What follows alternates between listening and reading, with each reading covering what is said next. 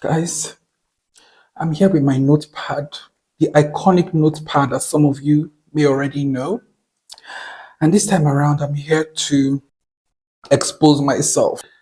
Yes, because even though I am a plant icon, and some of you have seen my beautifully grown plants, there are some plants that I struggle with. And these are not difficult plants by any means. These are plants that every Tom, Dick, and Harry seems to be able to grow easily. But I am struggling with them, guys. I am struggling with them. And ladies and gentlemen, it was not easy being this vulnerable because some of the plants on this list will shock you. But I'm here to keep it real with you guys and let you know we all have our struggles. The first plant on this list is one that I was in denial of for a long time. I told myself, Ebuka, no, you're not struggling with this plant. It's just your imagination. But I had to come to terms with reality. And I had to take a good look around my house. And I realized every single species of this plant I grow in my house looks like a hot mess. Ladies and gentlemen, please do not laugh. Please do not scream when you see this. Please. Let's have it. Let's have it. Let's have it. Let's have it. Oh my God. Dracaenas. Dracaenas, guys. If you probably Googled easiest houseplants to grow indoors, Dracaenas will definitely be on the top of your list. And in theory, they are easy. And for a lot of people, they make really good indoor plants. But babes, every single Dracaena I have in my house looks like a hot mess. From the one I have in my living room, oh Jesus, that one, I'm in a state of shame. When people come visiting, I always try to see how I can hide it. To the several I have in my room, at this point, I do not even know what I am doing wrong. I know the gag is, these are plants that I typically will always recommend to my clients. I'll tell them, yes, get a Dracaena. It's easy. Meanwhile, the irony of the situation is, your boy is struggling with them. And you know what the greatest irony is, babes? Let me blow your mind.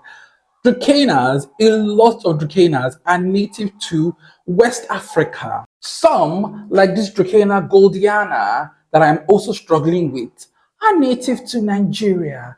And guess who lives in Nigeria and is a Nigerian citizen? Your boy. So you would think that these girlies that are native to Africa, these my fellow African natives, will be easy for a fellow African. Growing it in Africa, growing you in your native country, that does not appear to be the case. So really, I honestly do not know what I'm doing wrong. I've also found that there isn't that much detailed care information about Dracaenas. A lot of the information about how to care for them seems to be really generic. And in my experience, I feel like maybe these my Dracaenas are struggling because I leave them to stay dry for too long. I'm trying to justify what I may be doing wrong. I low-key feel like maybe they're not as drought tolerant as I think that they are. Some are difficult, like this Dracaena goldiana. She's quite the sass. And I still till this day do not know what this plant exactly wants and how to prevent her from looking like a hot mess. But for the most part, Dracaenas are easy for everyone but me, apparently. So please, if you have any tips in the comments, let me know, because your boy is struggling with Dracaenas. Ugh. Yeah. Babes, this next one is going to even be more shocking. This next one is going to even be more embarrassing to reveal. Because if you Google this plant, it is always recommended for beginners. It's ranked as one of the easiest plants. They claim it thrives off neglect. That's not the case for me and this plant. Ladies and gentlemen, yes, your eyes are not deceiving you guys. ZZ. What? ZZ plant. Oh Lord. The plant everybody claims is easy. The plant everyone claims thrives off neglect. Oh, and by the way, guys, I actually think this is a different species of ZZ that people in the West don't know about. It's quite common here. In Nigeria, it's called the local ZZ because it tends to have this wider, more oblong leaves and it's different from the regular one that you see. I have the regular one. I'm going to show you that. But that's not why we're here. We're here because I struggle to grow ZZs. Yeah, there you go. Show them what you've been showing me all this while. Honestly speaking, watering ZZs gives me anxiety. because each time I water a ZZ, this always happens. The yellow leaves always happens. And then let me show you the regular one. And while I feel like this is a unique species on its own, this is the regular one. And you may be like, wait, but these ZZs look good. Babes, on closer examination, can you see the yellowing? So this is the regular one, and then this is the local one. Can you see the difference, babes? Can you see the difference, babes? Can you see the difference? Anyways, back to keeping it real with you guys. You might argue that those diseases actually look different, but honestly, they looked a lot better when I got them, and they have been on a downward spiral. You can see we've had instances here where I have lost several leaves of the ZZ, and honestly, this is the longest I have kept a ZZ alive. This ZZ is about maybe like 6 months in my care, which is a Guinness World Record for me, because I have killed every other ZZ there is. The Zenzi, the Raven. At one point, I had the opportunity to buy a really rare variegated ZZ for cheap, but I said no because I knew I was going to kill it. I just keep unaliving these guys. I think I'm just someone who's too overbearing, and I think I'm too much of a heavy waterer to actually grow ZZs. So maybe that's why. Anyways, guys, I will always appreciate your care tips in the comment section. So let me know what I can do to completely elevate my ZZ game. But for now, this is what we face like every 5 working days. Yeah. This next one, it pains me to say this one because each time I see the Instagram girlies post pictures and videos of this plant, I ask myself, when will I fit into the crowd? What am I doing wrong, and when will I ever grow a beautiful specimen? Ladies and gentlemen, Hoyas. Hoyas, guys. Yes, I'm probably the only millennial that struggles to grow Hoyas in this world. And you might be like, wait, but these plants actually don't look bad. Well, guess what? This is a 3-year-old plant. What?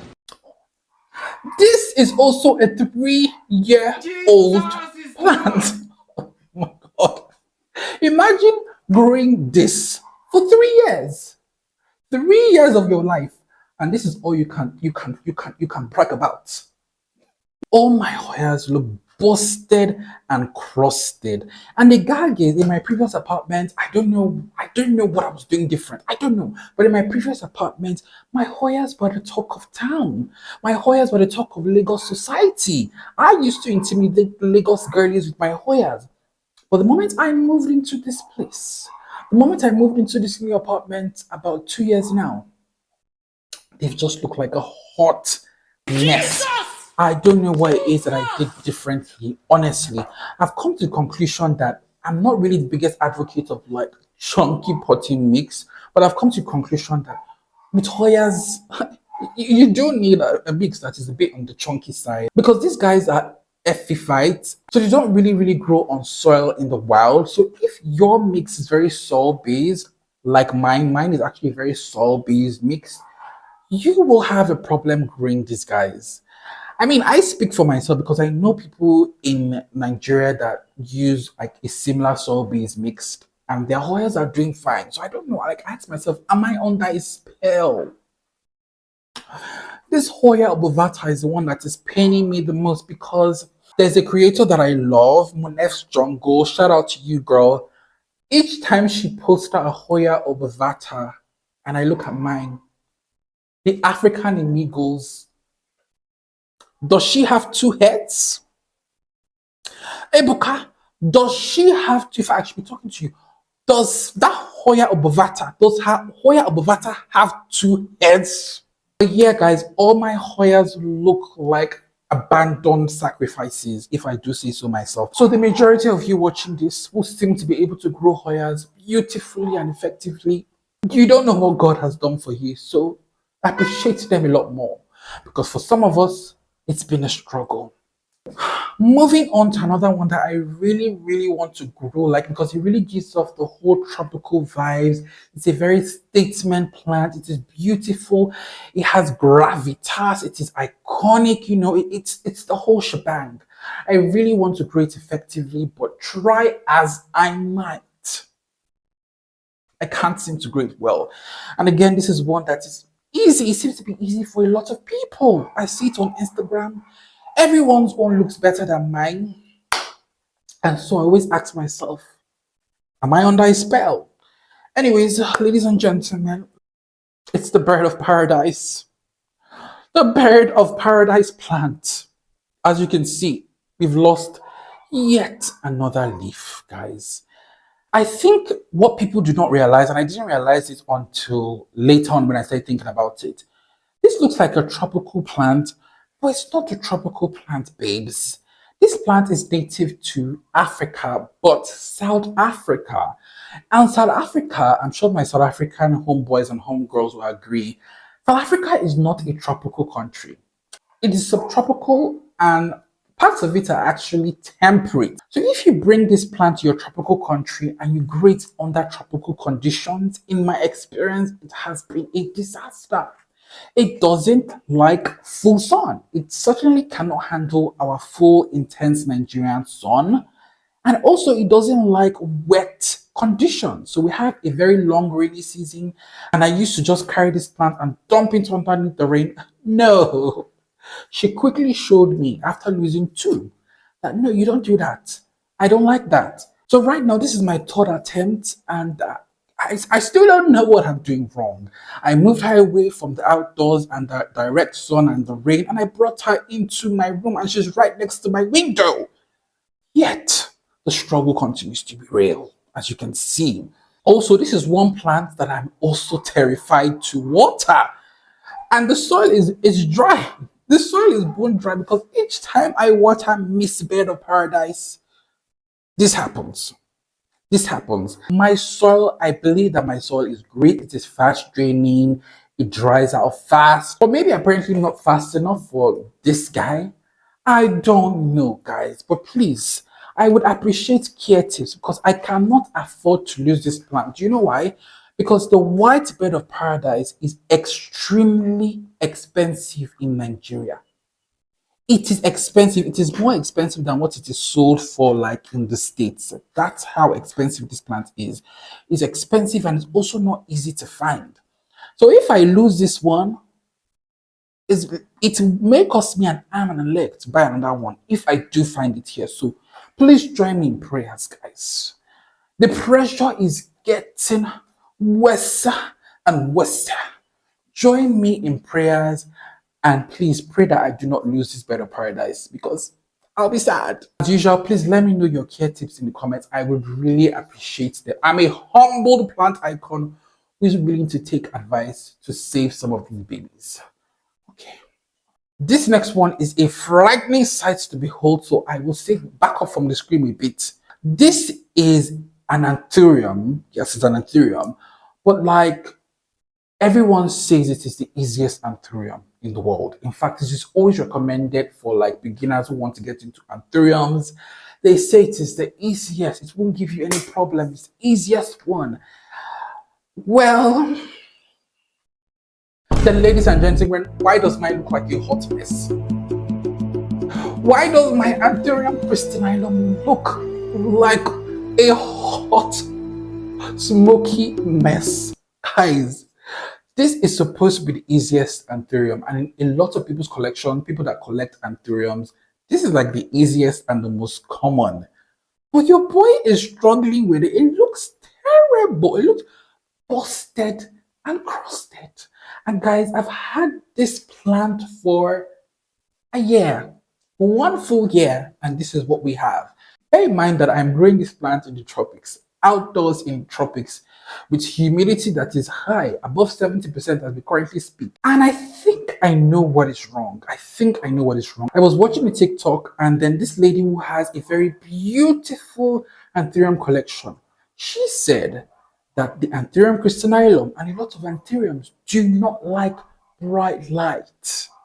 And I thought to myself, wow, that could be it, babes. Because I mean, I live in a country that is so close to the equator, and the sun here is crazy, and the level of light here is crazy. Like I'm shooting this video on a cloudy, rainy day, and it is still bright. So imagine how it is on a normal day. We have a lot of bright light, which is good in most cases, but for some plants, like the Anthurium crystallizum, apparently it's not good. So I've been struggling to find a place where to keep this plant. I think light also and a combination of heat because this country is hot and guys, climate change has made it a lot worse. Climate change is real, babes. So this year was a really hot year. So even in shade, it was hot. Even indoors, babes, it was hot. Like I'm talking indoor temperatures of 35 degrees Celsius. Right now, things are in their late 20s. This is like our idea of cool weather, late 20s, late 20 degrees Celsius. And I love it. So I'm hoping that maybe this rainy season, and now that the weather is a bit cloudier, sis will do better.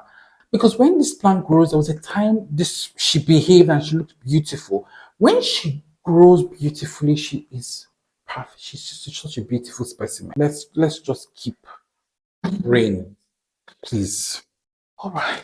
These next two are from everyone's favorite genus of plants, Philodendrons. And it might shock so many people, but I actually really do not like Philodendrons. I mean, I'm not like, yeah. I don't really like them. I don't really have a lot of Philodendrons in my care. I mean, shocker. But the few that I have in my care, I really like. But these two, again, very easy for everyone else in the world. But I feel like because they know that this guy doesn't like our family, so they decided to show us Pepe.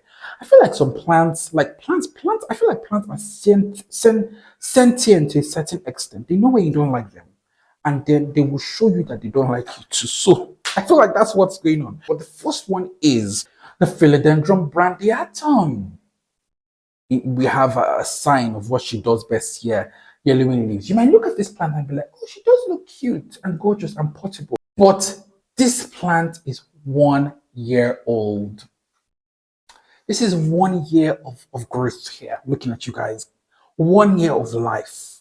Now, if you've ever grown this plant before, you know that this is a very fast growing plant. So the fact that this plant is 1 year old shows you that it's been doing a lot of this, babes. It's been doing a lot of this. And I can't exactly pinpoint why. Also, by the way, this is my fourth attempt at this plant. I love it. It is beautiful. It is gorgeous. But each time I have bought it, it has declined. And this is the longest I've kept one alive for 1 year. I think this philodendron doesn't like to stay dry. Like a lot of philodendrons are quite drought tolerant, and which is why I like them.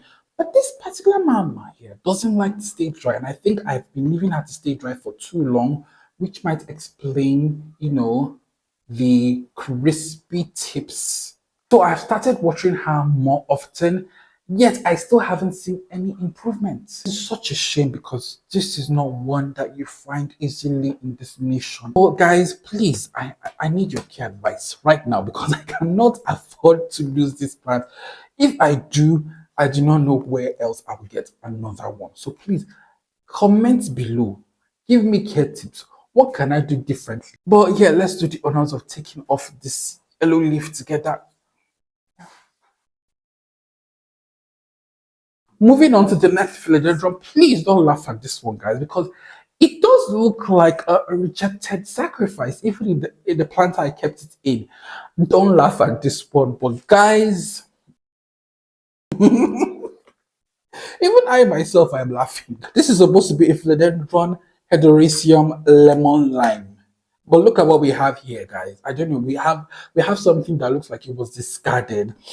Oh God, I really love this plant. Honestly, I love the fact that when it has appropriate light, it has this beautiful lemon lime hue that adds such a pop of color. And I also love the heart-shaped leaf. Honestly, it's beautiful. There was a point in my life where I grew this plant to be a decent looking specimen. That was her during her heyday, and she looked gorgeous. But it's been downhill from there. It has been downhill from there, and I can't exactly pinpoint why or what I'm doing differently. Same type of soil, same growing conditions, What am I doing differently, guys? I feel like I don't really have much success growing like trailing philodendrons. I feel like I have greater success growing climbing philodendrons, and I have more success growing trailing pothos. Like, look at that trailing pothos at the back, where it gets like barely gets light, and sis is just doing her thing. Why can't you philodendron girlies be like her? Why? Although this is a really common plant overseas, over here in Nigeria, she is not common. Look, there are a lot of plants that are not common here because we don't have tissue culture, and I'm going to make a video about that. It's going to shock you and surprise you. But she's not common. So again, if this babe should decline, I don't know, I'm going to get another one. Please, I need you to also put her in your prayers. All these plants in your prayers tonight. God, please. Ibuka, let him be able to take care of this plant and let them flourish. So why I have this plant in this strange looking basin is because in my mind, I picture her just growing all over and covering it and then trailing downward and just looking like a beautiful bowl. That's what I picture in my mind. And I want to believe with the grace of the Lord, I can achieve this. It's another attempt at seeing how I can grow this plant successfully. Also, now that it's the rainy season, because another contributing factor could have been the heat this year. The heat wave that we had this year was crazy. So, but now that it's the rainy season, I'm hoping that this plant will start to behave and will stop embarrassing me. But yeah, fingers crossed, guys. Okay, but on to the last one, guys. Thankfully. So, this next one is one that I really love. They're beautiful, but I can't seem to grow it. And I don't know why. I also feel like there's a lot of conflicting information about how to take care of it. I don't know, but each time I see you guys with yours, it always looks impeccable and lovely. Whereas mine never grows to be a beautiful, iconic specimen, really. Ladies and gentlemen, caladiums. And you may be like, wait, hold up. Isn't this a gorgeous looking caladium? Yes, it is. And you know why? Because I just recently bought it. I just bought this Caladium like maybe 3 weeks ago. So like yeah, it hasn't been with me for a long time. But you can already see we've got some casualties here. We've got some casualties. It's losing leaves. It's losing leaves. So caladiums are actually like, I think the term is perennials or annuals. I'm not quite certain. So what that means is that they will go dormant. They only grow for one growing season in the year, and they will grow dormant. Although some, for us in the tropics, some actually, do not grow dormant, but the bulk of them will grow dormant. So regardless of how you care for them or do not care for them, they would die back and then they would, grow again. The whole dormancy bit, right? But in my own care, mine completely goes unalive. Like it rots. It rots and it doesn't come back. I had to look for bulbs. The bulbs have all been shriveled or turned into mush. And that's because I can't quite pinpoint what this plant wants. That people will say this is a plant that likes to be kept moist. Never let her dry out. And by the time I keep her moist, she begins to yellow and succumbs to overwatering.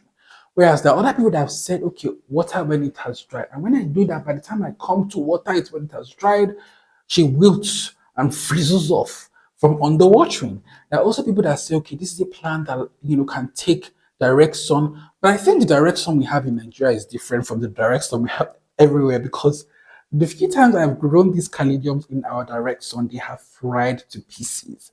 So I'm still trying to figure out what exactly I'm doing wrong. I did buy this one because it was a gorgeous one. I told myself, okay, Ibuka, you're a bit more experienced now. Let's see how it goes. But we've had a few casualties from the leaves. She used to be a bit bushier than this, but she's lost several leaves. So again, I would appreciate your advice. How do you take care of your caladiums and how do you keep them alive? Because they seem to be easy for you, or apparently not for me, guys. But yeah, let me know in the comments. And as usual, put us in your prayers. Oh, Jesus, I'm so glad that's over. This has been quite a vulnerable moment for me. But I love to keep it real with you guys. And I want you guys to take out of this that look, just because plants are struggling in your care, even the so-called really easy ones, it doesn't mean that you are not a plant icon.